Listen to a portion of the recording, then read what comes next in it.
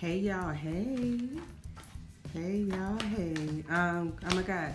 So I don't know if y'all feeling this watery ass Cancer season energy that's moving in with the new moon, the solar eclipse. Like now is the perfect time to do sacral work and also shadow work. Like I'm completely learning the balance of both of these two things and practicing a little bit of both to manifest the life that I'm wanting. Um, there are a lot of lessons coming up and it's requiring us to be patient. I hate being patient. Patient means I gotta wait for something else to happen outside of my control. I don't like that. You mean I gotta wait on God to move some stuff in my favor? I can't be bougie and in a hurry to get to some stuff? Oh, because I'm being protected. Oh, cool. This last week, there's been a lot of arguments coming up. There's been a lot of repetitive cycles, things dealing with emotions, intuition, food, what we're eating, paying attention to the decisions that need to be made, going back in between being a liaison for me. This is just for me. Being a liaison between two different parties and different companies and brands. Before I was feeling, hey Elder, I was feeling the need to like come on and say what the energy was with the new moon in Cancer, which is dealing with all your emotions. And Cancers are very crab-like people. Sometimes you'll have a feeling to go or a need to go near water, be near the beach. Like I've been hearing a lot of people say that they just been drawn to the beach, and now the way the moon is set up, it's a time to let go of a lot of old habits, a lot of old ways that's not working. Sometimes also even what we consider family curses is something that should be kind of dealt with or addressed and kind of moved out of, processed out of right now with this particular energy. And I see that a lot of people are falling in love or finding new connections, and all of this stuff is spirit led. Like your ancestors are guiding you to meet certain people. You're being able to find your tribe, and you've been out here feeling like you were alone and trying to deal or help your people or help your community, but you haven't been. Everything that you've been going through has been orchestrated by truly your destiny. So 3 things that is going to help you that I'm discovering that's going to help you get through Cancer season and this new moon. I celebrate or I pay reverence to the aspect of the moon because it's the most very much so likened to very divine feminine energy. Everything most females have, they kind of in some way mirror the attributes of the moon. So first thing is essential oils. For a lot of people, you're getting a lot of downloads or a lot of fresh ideas, and sometimes your crown will be hurting or in pain or something like that. Here's the first tip. I keep these in my bag. This is cedarwood. Cedarwood is good for intuition when you're doing readings and stuff like this. Cedarwood is good to have, and sometimes I'll just leave the bottle in my car. But aromatherapy, sometimes you can't get the herbs that you need, but if I can get some essential oils, we still be rocking. Also, for times when you're feeling anxious and needing to make a decision, I keep lavender. I think this is a brand new bottle that I just burnt out, but I keep lavender, sandalwood, and peppermint or eucalyptus or tea tree, and any of those menthol, minty smells and things like that. Those are good for first aid kits as well, too.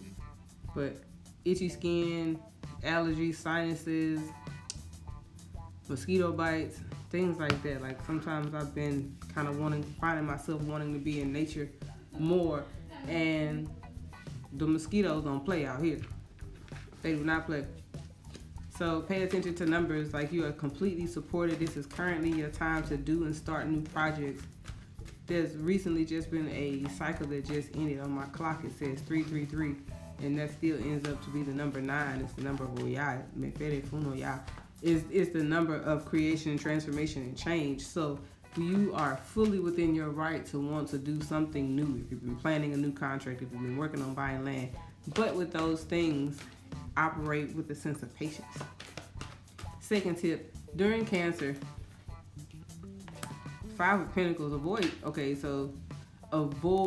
conflict. During this time, a lot of people, I was going to go in a totally different direction and card flew out my hand. But during this time of Cancer, be mindful of how you feel and how you feel others are making you feel.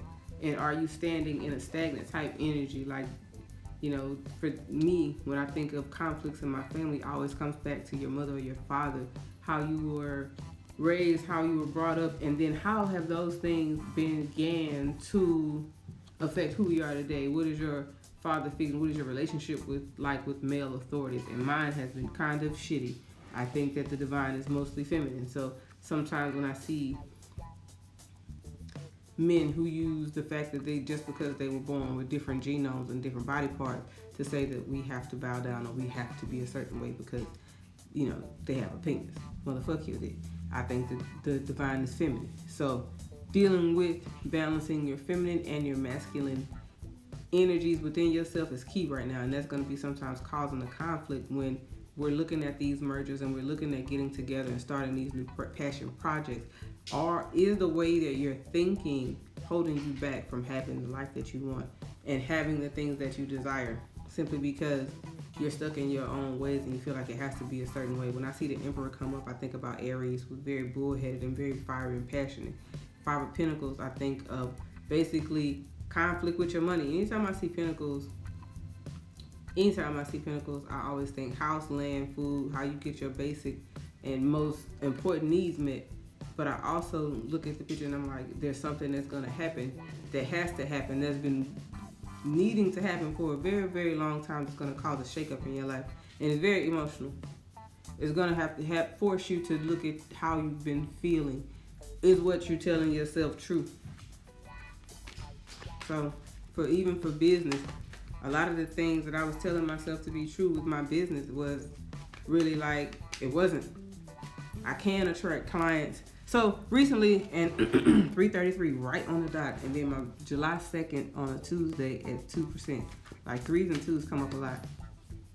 Also, so I did a survey with a lot of women, and I talk about this often. I did a survey to see where my clients were in supporting me financially. Like, I threw out some numbers that was like from 0 to 100, and a lot of clients fell in that bracket. And then I did another one that was like from 500 to about $2,000, and a few clients, responded to the AdWords and responded to the colors and what I was doing at that rate. And then 60 women I tested to see, hey, if I offered a service that was for $10,000 to help you create your own wardrobe, to say, hey, well, I'm going to be in the nail art business, then I create 10 custom smocks so that you can go and have your own professional logo, have your own professional fabrics, your own wardrobe for whatever it is that you do in your business.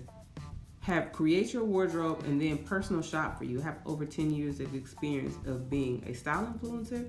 I've been voted top 100 style influencer for Houston via social media, particularly Facebook, Instagram, Twitter, and Pinterest. But for the last couple of years, and it was for 3 years running when I didn't have a blog. Anybody that know me during those years, I was going through a divorce, so I wasn't really focused on my blog. But I was still being able to win awards and say, hey, when I say or recommend products, people listen. So it's not that I'm saying these different price ranges or anything like that, because without warrant. I also trained as a fashion designer, stylist, and I also learned how to sew at HCC in Houston. So I had a degree in fashion design, visual merchandising. I also worked Macy's, also worked Saks. So these things that I came to with my business, not only were they my passions, not only were they things that I was passionate about or was just saying yes to, a lot of my opportunities came when I said yes. But going with my intuition to say, what is it that I'm in love with? Like, what is it that brings me butterflies and passion and just gives me all those warm and fuzzies, right?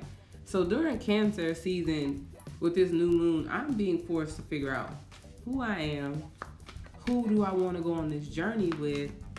And as an Aquarian, I don't like to deal with my emotions. So all of this was new for me, and I'm getting all these different gifts and different spiral ups and different levels to these gifts. And just being creative, I wanted to put all these things down in thought. And when I get to a point where life is changing, I tend to write. And it comes in handy because I haven't finished the last couple of chapters in my book. Like, my launch date is August the 11th. So I have about 30-40 days between now getting a book cover designed, finishing my author bio, completing my chapters, having it edited, and then having my audio from my author interview. I'm looking at the date and I'm like, it's getting close. So me taking the time to say, who is my general client, and asking people where they have faith in me to spend their money was a very, very important thing, because if I'm saying I want to reach women who spend $50,000 a year on clothes, and I send out an ad that says, hey, for $10,000, I'll create your wardrobe, do your personal shopping, clean out your closet, and do everything related to style, help you plan your events, help you pack for $10,000. Now, I learned a lot. When I broke that down, that was less than $5 an hour. And in my mind, I was saying I was leveling up and I was doing more. But when I broke down how many hours I work, how much it's going to cost me to travel, I sent out that, and there were a lot of people who judged it or said things about it, or was like, well, she asking for too much money. But when I broke it down to regular numbers that people understand, it's like, you're paying me less than $5 an hour. That's not even minimum wage. It's a mindset thing when you can't move in a direction that you want to go because you're impatient and you're moving forward with too much passion. You have zeal but no knowledge. And in cancer season, we're forced to be, we're being shown what is causing us or preventing us from moving forward. So I hope you got some cool little tips today. I will be back on later. I need to finish sewing, but I'm Tina. I'll be doing tarot readings at the center tomorrow after class. $10 for a three card read. And if you need something made, drop down what you're looking for in the inbox, or if you're looking for a reading, send all of those things to my email. The link is in the bio for my calendar, and I hope you guys have a great week. Peace.